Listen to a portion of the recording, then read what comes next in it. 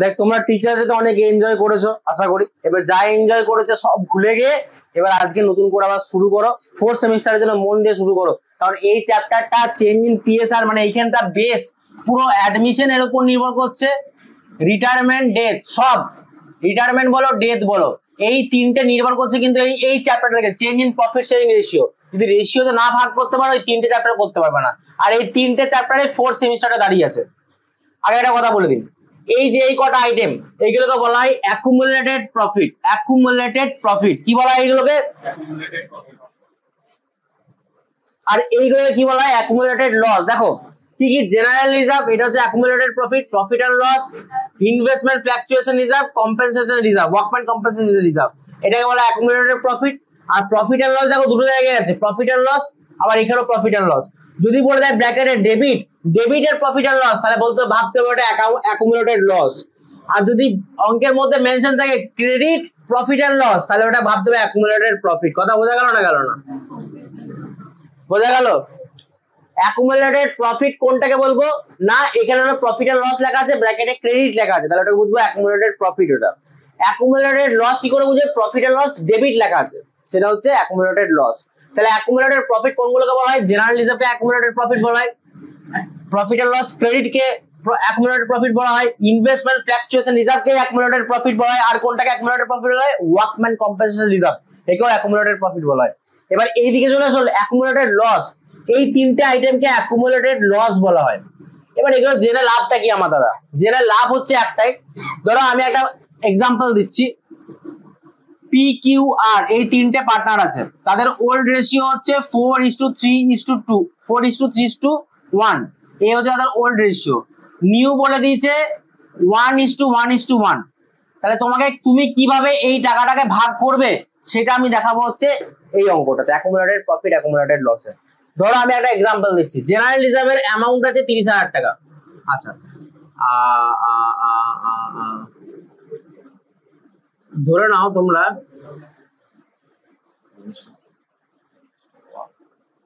এটা new ratio ধরো 2:3:1।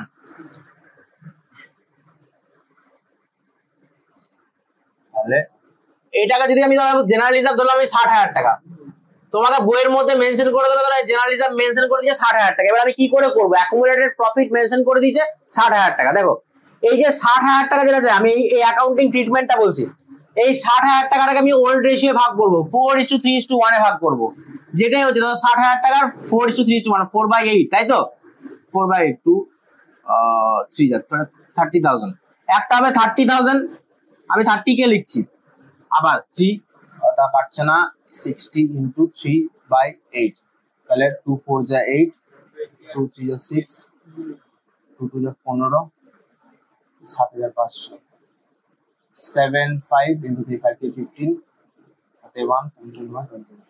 তাহলে কত হচ্ছে? 22,500 একটা, আর একটা দাঁড়াচ্ছে 7,500।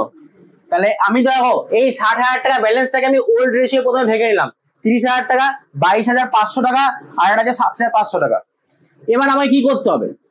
এই 60,000 টাকাটাকে নিয়ে আরেকটা খেলা করতে হবে, এই 60,000 টাকাটাকে নিয়ে নিউ রেশিওতে ভাগ করতে হবে। আবার একবার ওল্ড রেশিওতে ভাগ করলাম, একবার নিউ রেশিওতে ভাগ করবো 60,000 টাকাটাকে।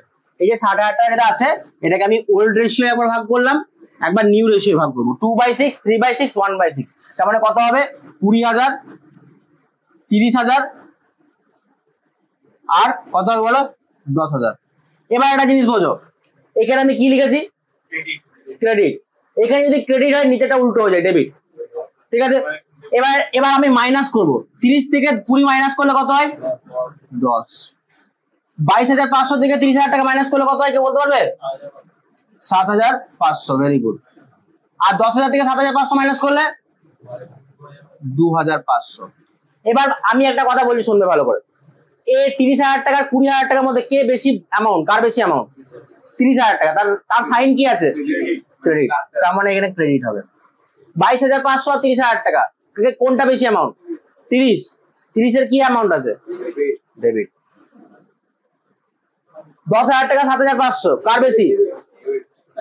ডেবিট সাইডটা বেশি।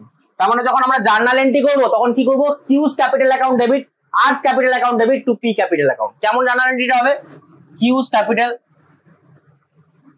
অ্যাকাউন্ট ডেবিট টু না না না Q's R's capital account debit R's capital account debit to কি নাম হবে পিস ক্যাপিটাল অ্যাকাউন্ট।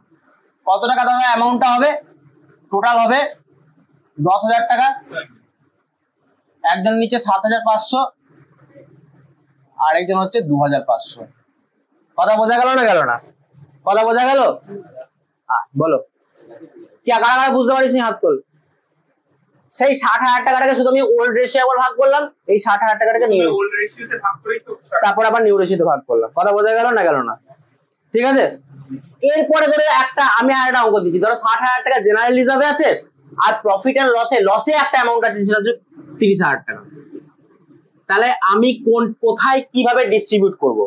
প্রফিট আছে 60,000 টাকা, লস আছে 30,000 টাকা, তাহলে ভালো করে বুঝবে। প্রফিট কত আছে বলো? প্রফিট মানে প্লাস, তাহলে প্লাসের দিকে আছে 60,000 টাকা আর লসের দিকে কত আছে 30,000 টাকা। তাহলে ব্যালেন্স কত থাকলে বলতে পারবে? ব্যালেন্স কত থাকবে? 30,000 টাকা। পজিটিভ না নেগেটিভ? প্লাসে হবে না মাইনাসে হবে? প্লাসে হবে। 60,000 টাকা তো জেনারেল হিসাবে আছে আর প্রফিট এন্ড লসে মানে এইটা হচ্ছে অ্যাকুমুলেটেড লস, অ্যাকুমুলেটেড লস। তাহলে 30,000 টাকা তো মাইনাসে আছে, তাই দুটো মাইনাস করলে কত হয়? 30,000 টাকা হচ্ছে। এই 30, এই যে পজিটিভ 30,000 টাকা যেটা প্লাসে 30,000 টাকা বেরোলো, মানে অ্যান্সারটা তো প্লাসে বেরোলো, এই যে প্লাসে অ্যান্সারে যেটা বেরোলো 30,000 টাকা, এই 30,000 টাকাটাকে কি করবো? আগে আমি সেম ভাবে ওল্ড রেশিও ভাগ করবো, তারপর নিউ রেশিও ভাগ করবো। 4:3:1 একবার ভাগ করলাম, আবার একবার 3:2:1 ভাগ করবো। কথা বোঝা গেল না গেল না? বোঝা গেল? বলো। আচ্ছা, কার সাইনটা বড় আছে এখানের মধ্যে? প্লাসের। 6 - 3 করলে কত হয়?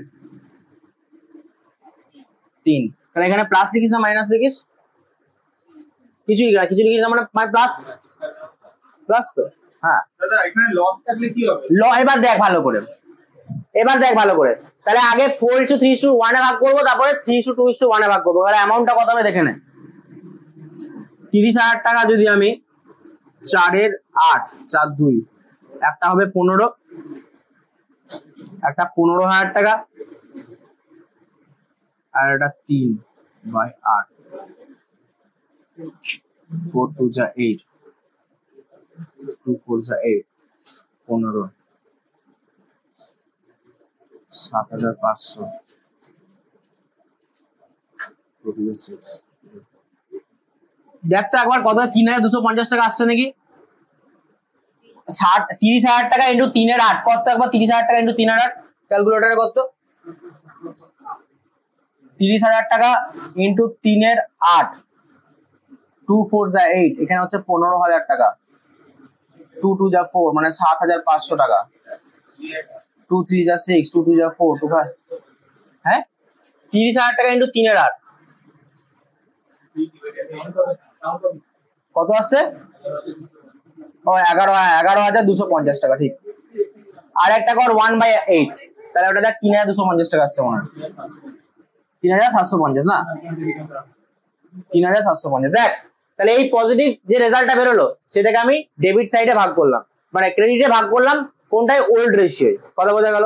আবার এই 30,000 টাকাটাকে আমি কি করব? এই 30,000 টাকাটা কি করব? আমি নিউ রেশিও ভাগ করব।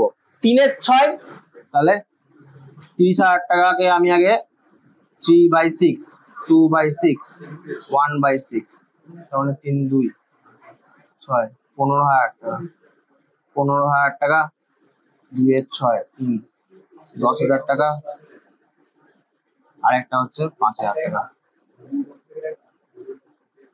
এবার বল, এই 15,000 কোনো ব্যালেন্স থাকছে? Zero balance. 11,250 থেকে 10,000 মাইনাস করলে কত হয়? 1,250। কোন দিকে দল ভারী? ক্রেডিট দিকে দল ভারী।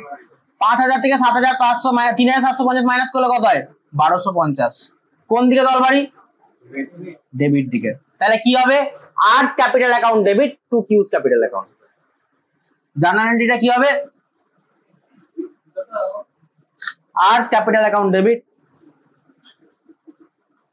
আর্স capital account debit to Q's capital account. কত টাকা দাদা অ্যামাউন্ট হবে? 1250 টাকা, 1250, 1250, কথা বোঝা গেল? আচ্ছা এবার তোদেরকে আমি একটা দিচ্ছি, তাহলে তোরা একটা কর। তিনটে পার্টনার আছে, দেখ আবার এই একটা এক্সাম্পল দিচ্ছি, দেখে নাও। তিনজন পার্টনার, তাদের রেশিও হচ্ছে 2:3:4, তাদের ভবিষ্যতের রেশিও বলেছে ইকুয়ালি মানে 1:1:1, তার মানে 1:3, 1:3, আর এটা হচ্ছে 1:3। তিনটে পার্টনার, তিনটে ইকুয়ালি করছে ভবিষ্যতে, বাট ওল্ড বলে দিয়েছে এটা। তাদের ব্যালেন্স শিটে দেওয়া আছে প্রফিট অ্যান্ড লস ক্রেডিটে জেনারেল রিজার্ভ হচ্ছে জেনারেল রিজার্ভ আর প্রফিট অ্যান্ড লস। দেখো দুটোই প্রফিট আছে, দুটোই অ্যাকুমুলেটেড প্রফিট, তাই দুটোকে আমি অ্যাড করে 1,80,000 করে দিচ্ছি খুব সুন্দর করে, কোনো ঝামেলা ছাড়াই আমি এটা 1,80,000 করে দিচ্ছি। বুঝতে পারছিস? এই দুটোই প্রফিট, দুটোকে আমি অ্যাকুমুলেটেড প্রফিট বলছি, দুটোকে আমি প্লাস করলাম 1,80,000।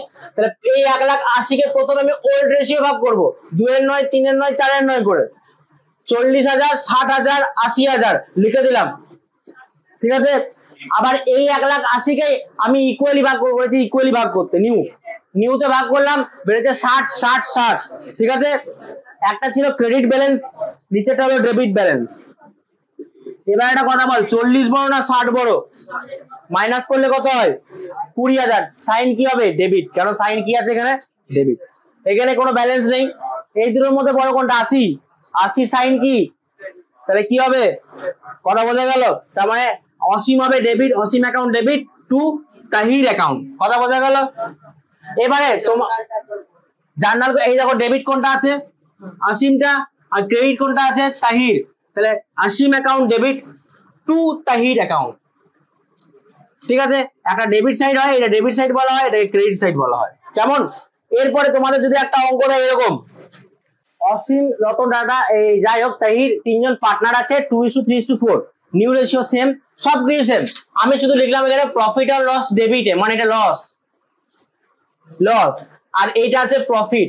এবার একটা কথা বলো, যদি আমরা -5 থেকে +2 করি, তাহলে আমার উত্তরটা কিসে আসবে? প্লাসে আসবে না মাইনাসে আসবে? মাইনাসে আসবে না প্লাসে আসবে?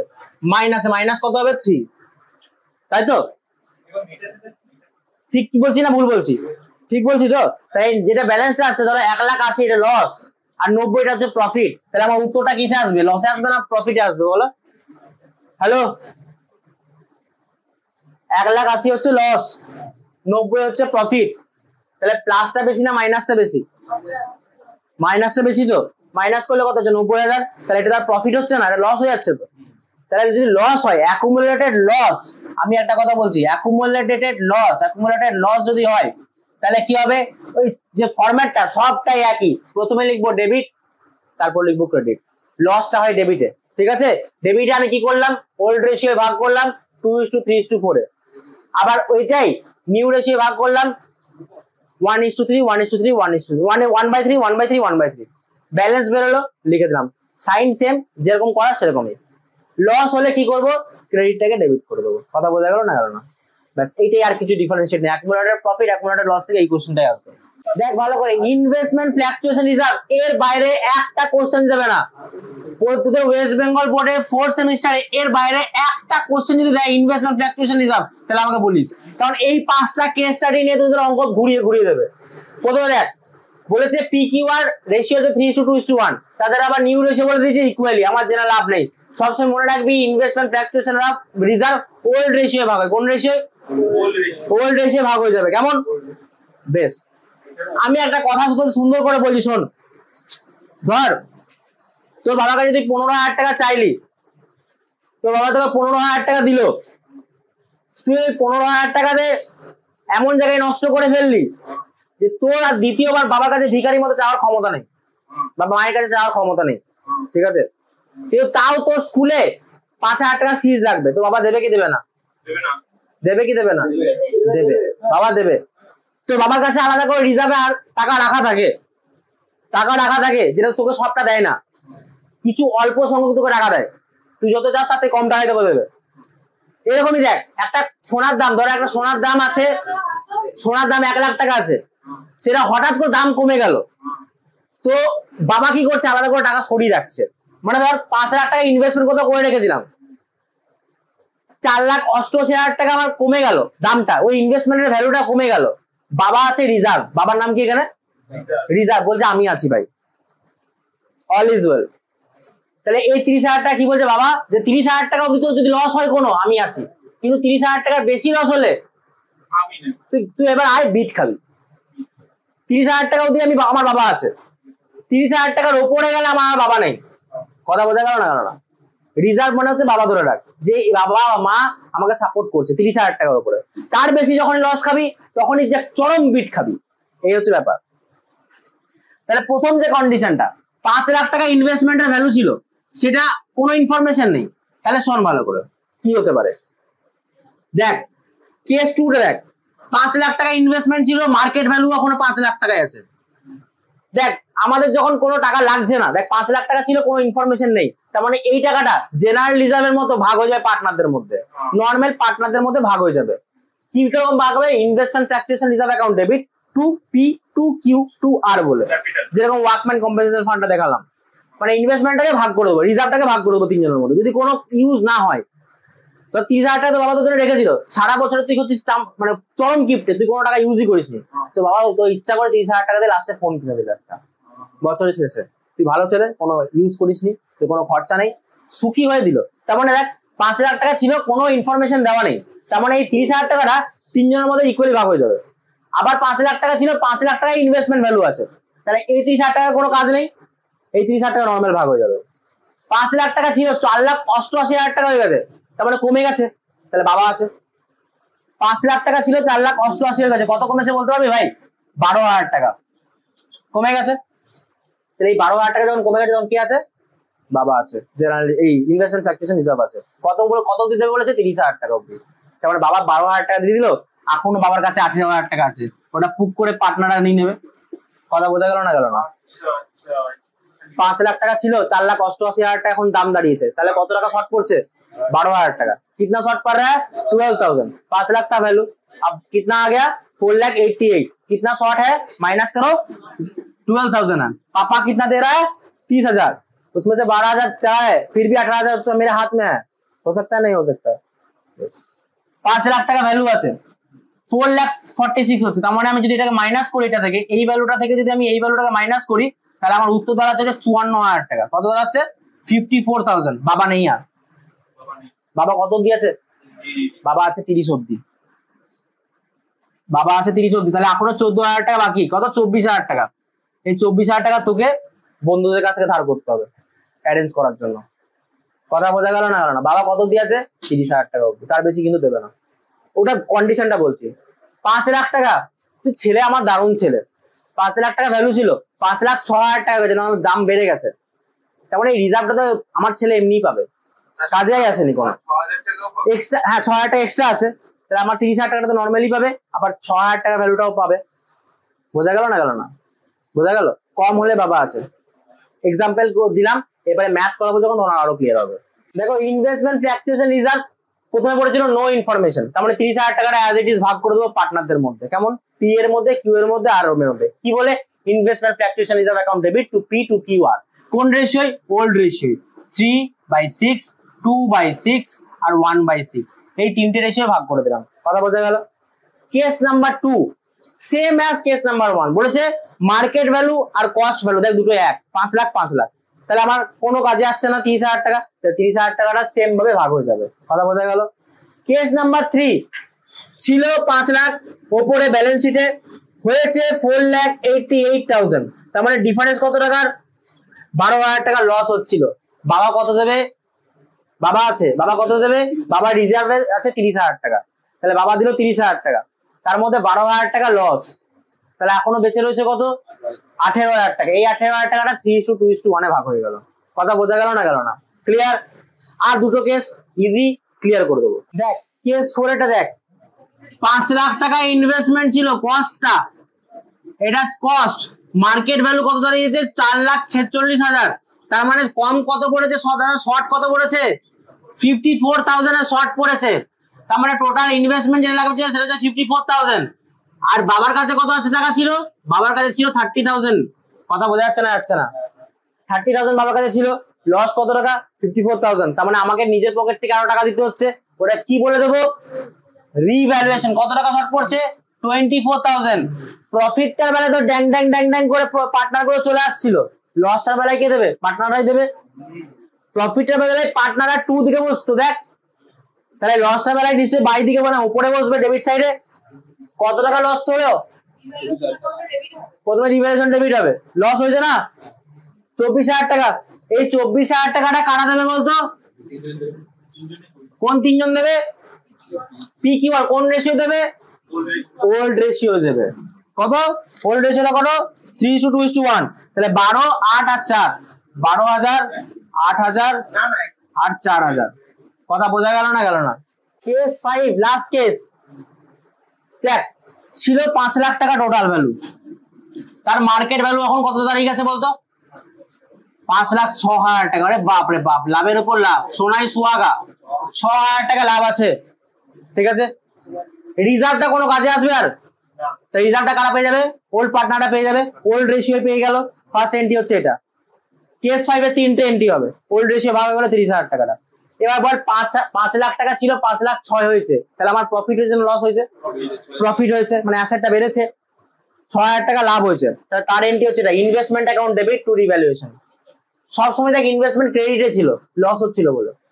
এখানেও দেখ আগের অঙ্কটা দেখ ইনভেস্টমেন্ট ক্রেডিটে ছিল, এখানে লাভ হচ্ছে 6,000 টাকা লাভ, investment account debit to revaluation. কথা বোঝা গেল? তাহলে রিভ্যালুয়েশন যে 6,000 টাকাটা পেলাম আমি, কারা পাবে আলটিমেট? পার্টনাররা পেয়ে যাবে। আবার দেখ revaluation account debit to P's to Q's to R, আবার 6,000 টাকাটা 3টে ভাগে ভাগ করে দিলাম, 6,000 টাকাটা 3:2:1 ভাগ করলাম। তার মানে এই কেস 5 এ 3টে এন্ট্রি হবে। রিজার্ভটা ভাগ করার এন্ট্রি, কত টাকা ইনক্রিমেন্ট হচ্ছে সেটার এন্ট্রি, সেটা থেকে আবার পার্টনাররা পাচ্ছে সেটার এন্ট্রি। এই হচ্ছে 3টে এন্ট্রি, এই 3টে হচ্ছে কেস 5। ইনভেস্টমেন্ট ফ্ল্যাকচুয়েশন রিজার্ভ যেখান থেকে দেখে না কেন, এটুকু শিওর বলছি তোদের বাইরে থেকে আর এর কোশ্চেন আসবে না। আমি ইনভেস্টমেন্ট ফ্ল্যাকচুয়েশন রিজার্ভে তোমাদেরকে হোমওয়ার্ক দিয়ে দিচ্ছি, প্লাস যারা দেখছো অনলাইনে ভিডিও তাদেরকে আমি একটা ফটো পাঠিয়ে দিচ্ছি। 5 থেকে 4টে অঙ্ক আছে, এই 4টে অঙ্ক সলভ করে আমাকে অ্যান্সারটা কমেন্টে জানাও।